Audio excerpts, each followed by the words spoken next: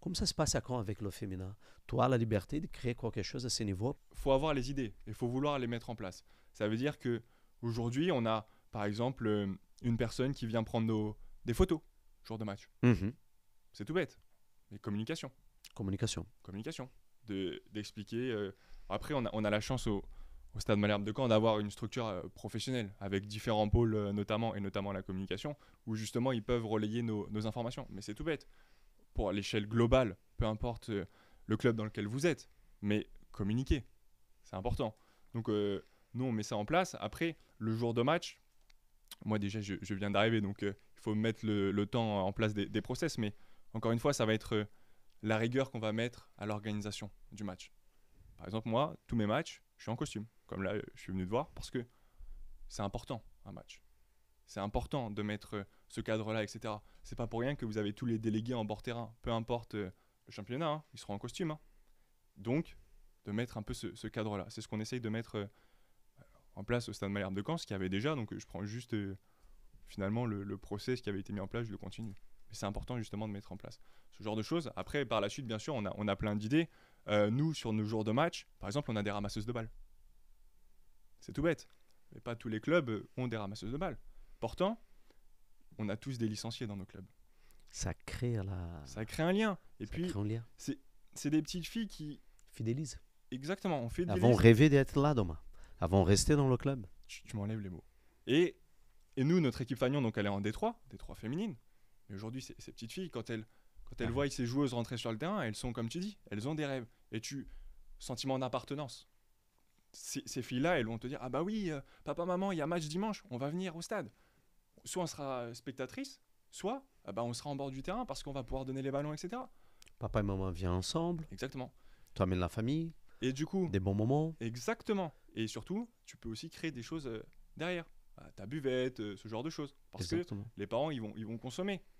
Parce qu'à un moment donné, par exemple, ta joueuse qui est en bord terrain justement pour donner les ballons, à un moment donné, elle va peut-être vouloir des bonbons.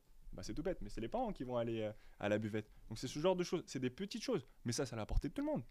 Ils ont tous des catégories de jeunes dans les clubs. Et qui amènent la copine à essayer. Pour ça. Et toi, donc tu vois, ça fait partie de l'organisation. C'est-à-dire que voilà, il faut positionner parce que aussi il faut l'accord du délégué. Parce que le délégué va dire bah oui, on est d'accord pour les ramasseuses de balles. Normalement, c'est une obligation après un certain niveau. Mais quand tu es dans différents championnats, c'est pas une obligation. Donc première chose. Ça sort pas du cadre, il faut demander. Oui, les autorisations. Exactement. Mais de toute façon, c'est même fortement conseillé d'avoir des ramasseuses de balles. Parce qu'aujourd'hui, tu vas dans différents stades, tu as une piste d'athlètes tout autour, et des fois le ballon il part super loin. Et ben là, tu gagnes du temps si t'as pas de deuxième ballon. Sauf que des fois, après, ça peut créer des tensions entre les différents bancs ou autres. Ça n'a aucun intérêt. Alors que là, tout de suite, le ballon, il peut revenir comme si tu étais pro. Parce que les pros, tu as des ramasseurs de balles tout autour. C'est la même chose. Et ce qu'on essaye aussi de mettre en place, c'est que nos jours de match, on a des personnes qui accompagnent nos joueuses sur l'entrée des joueuses. Les petites Les petites. Ou là, la dernière action qu'on a mis en place, c'est avec des personnes en situation de handicap, d'un IME, qui sont venus. Donc le matin, ils avaient fait... différents ateliers footballistiques pour justement l'insertion par le sport, et en l'occurrence là le football. Et donc c'est l'association du Stade Malherbe qui avait porté ce projet-là.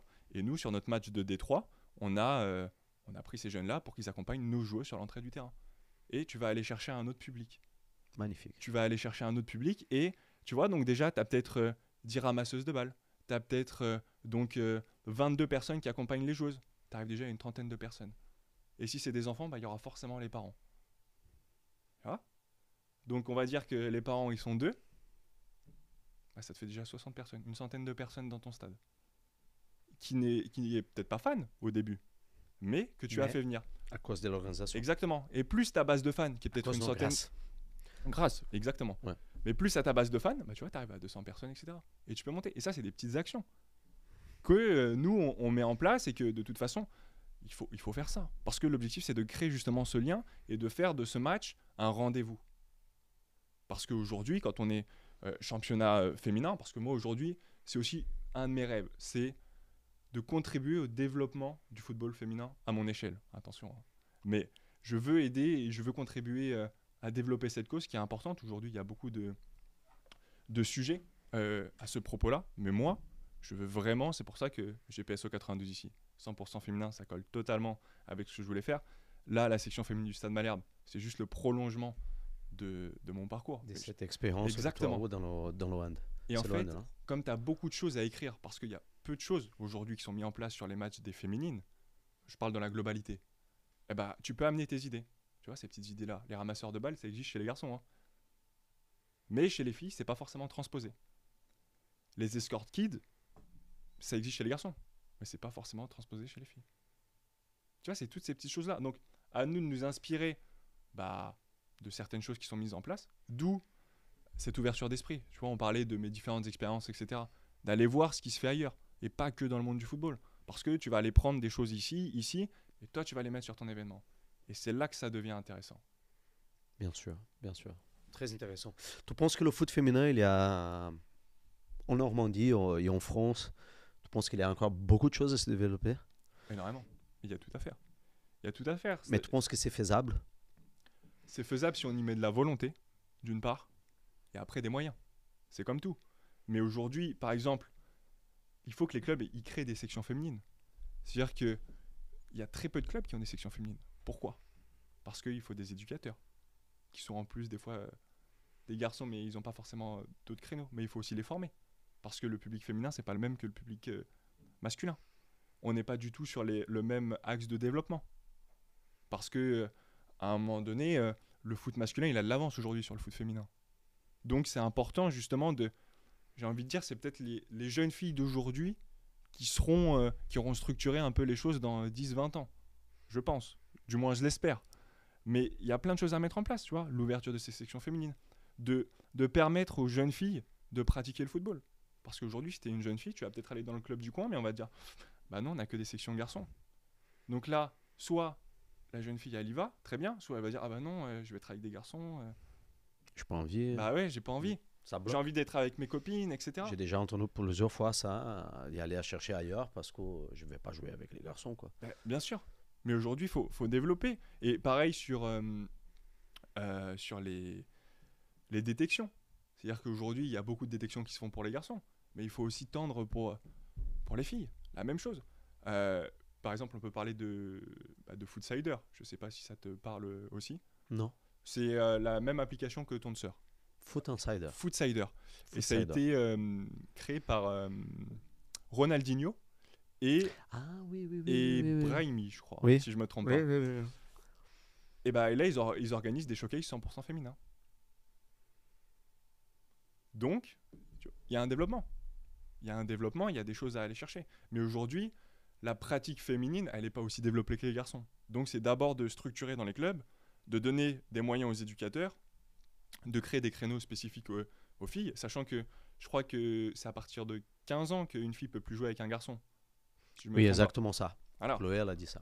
Parce qu'au début, donc tu peux jouer avec les garçons, donc tu grandis, t'apprends des choses. Mais après, quand je passe 16 ans, si j'ai pas d'équipe féminine, j'arrête le football. Et c'est là que si t'avais, tu vois, des U17, des U18, des U19, je pourrais peut-être continuer. Et peut-être que me dire, oui, le foot, je vais pouvoir en faire. Et en fait, c'est toutes ces choses-là qu'il faut mettre en place. Et c'est pour ça, quand tu as des clubs comme le GPSO 92 ici, qui sont des clubs 100% féminins, il y en a très peu en France. Il y en a très peu en France, mais ils répondent quand même aussi à un besoin. Parce qu'aujourd'hui, des fois, les clubs masculins ne donnent pas la place, justement, à ces sections féminines. Mais aujourd'hui, ça tend à changer. Il y a beaucoup de clubs qui ouvrent des sections féminines, et c'est très bien, il faut s'en réjouir. Mais le problème, c'est que tu pars des catégories basses et il faut monter. Donc ça prend du temps. C'est générationnel, j'ai envie de dire.